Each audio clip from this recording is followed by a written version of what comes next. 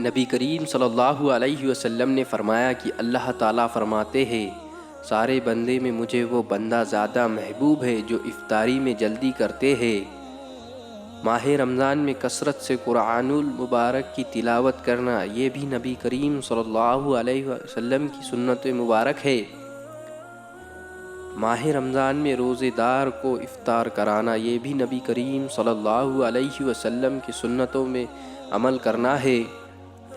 نبی کریم صلی اللہ علیہ وسلم نے ارشاد فرمایا جس نے ماہ رمضان کی راتوں میں قیام کیا ایمان کی حالت میں ثواب کی نیت سے تو اس کے پچھلے گناہ معاف کر دیے جائیں گے۔ حضرت ابن عبداللہ سے روایت ہے کہ جس کسی نے حرام کا ایک لقمہ کھایا تو 40 دن تک اس کی نماز قبول نہیں ہوتی۔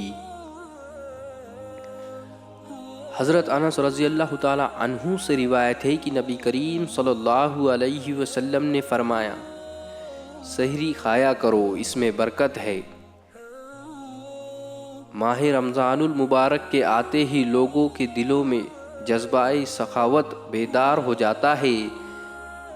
غریب ہو یا امیر ہر کوئی سخاوت کے جذبے سے سرشار ہو جاتا ہے۔ وقت افطار غریب سے غریب انسان بھی کچھ نہ کچھ مسجد میں لے کر آتا ہے اور افطار کرانے میں خوشی محسوس کرتا ہے۔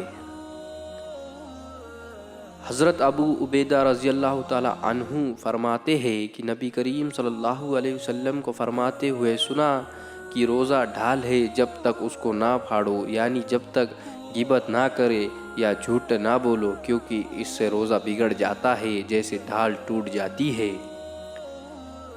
حضرت ابو ہریرہ رضی اللہ تعالی عنہ سے روایت ہے کہ نبی کریم صلی اللہ علیہ وسلم نے فرمایا کہ ہر چیز کی زکوٰۃ ہے اور جسم کی زکوٰۃ روزہ ہے۔